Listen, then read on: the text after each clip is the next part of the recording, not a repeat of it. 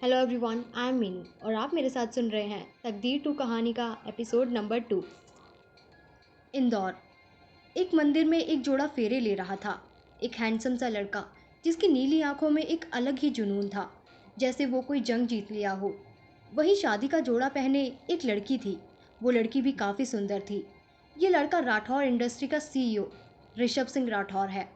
ऋषभ की एक और पहचान है, वो है समीर सिंह राठौर का बेटा। और उसके साथ जो लड़की है वो है शनाया।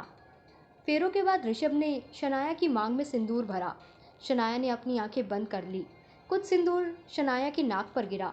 उसके बाद ऋषभ ने शनाया के गले पर अपने नाम का मंगलसूत्र पहनाया। ऋषभ अपनी नीली आंखों से शनाया को देख रहा था और शनाया भी अपनी नीली आंखों से ऋषभ की उन भावहीन आंखों को देख रही थी।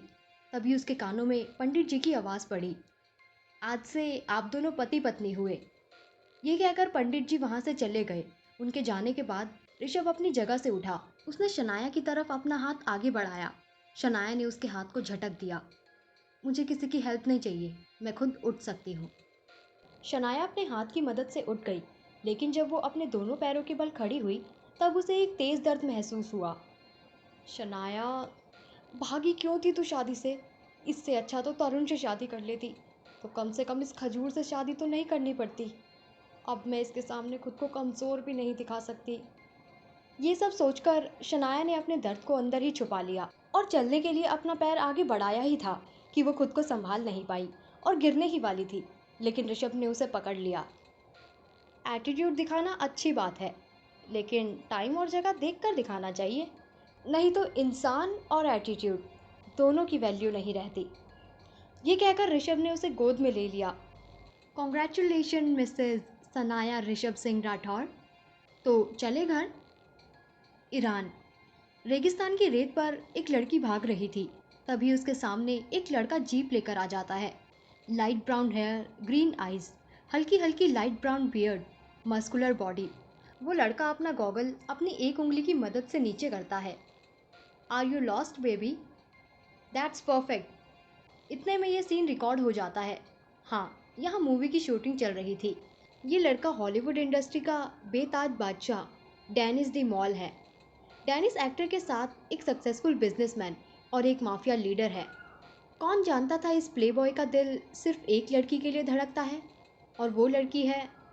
इतनी भी क्या जल्दी है, अभी तो कहानी शुरू हुई है। आगे आगे देखो होता है क्या। डेनिस के मैनेजर के कानों पर एक आदमी आकर कहता है, मिस्टर डी मॉल को माफिया किंग ढूंढ रहा है। हमारी टीम के लोग मिस्टर डी मॉल की इंफॉर्मेशन ज़्यादा दिनों तक नहीं छुपा पाएंगे। ओके, मैं कुछ करता हूँ। डीएम का लीडर और कोई नहीं, डेनिस दी मॉल ही है।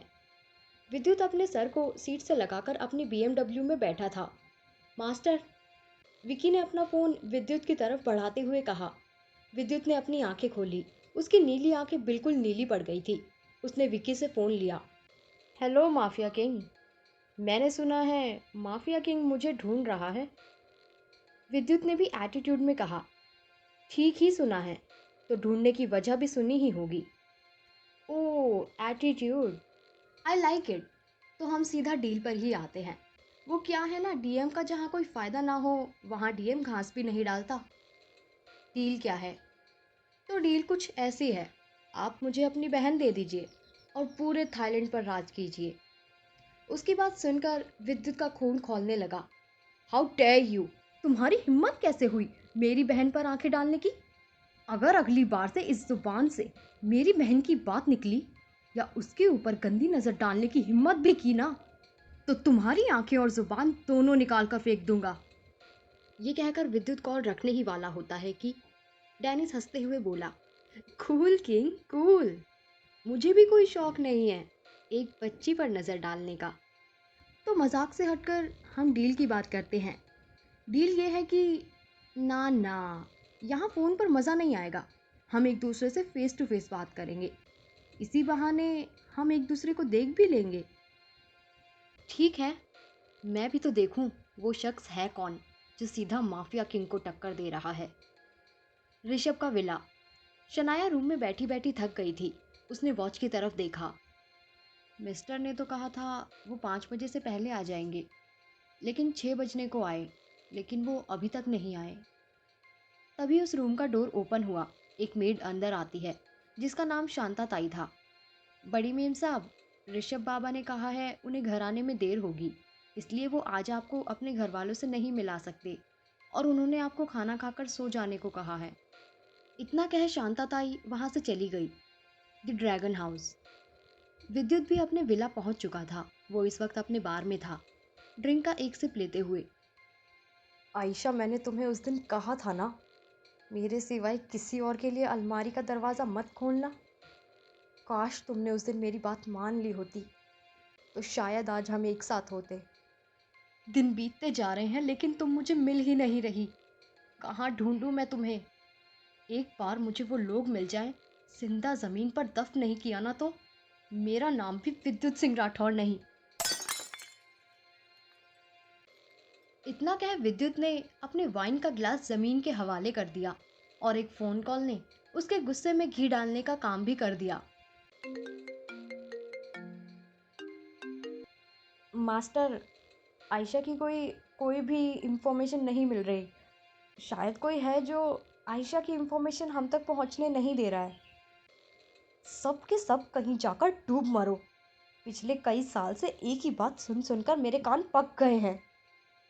इतना कह उसने कॉल कट कर दिया। ईरान। डेनिस अपने बेड पर अपनी आंखों को बंद कर लेटा हुआ था। उसके फेस पर एक स्माइल थी। रोजी, उफ, तुम्हारी वो काली आंखें, तुम्हारे वो ब्राउन हेयर से आती हुई रोज की खुशबू, तुम्हारी वो गुलाबी होठ। Baby, I want you, I want you रोजी, आई वॉन्ट यू। ये कहते हुए उसके चेहरे की स्माइल और गहरी होती जा रही थी। कहानी में आगे क्या होगा जानने के लिए सुनते रहिए कहानी के आने वाले एपिसोड्स। Thank you.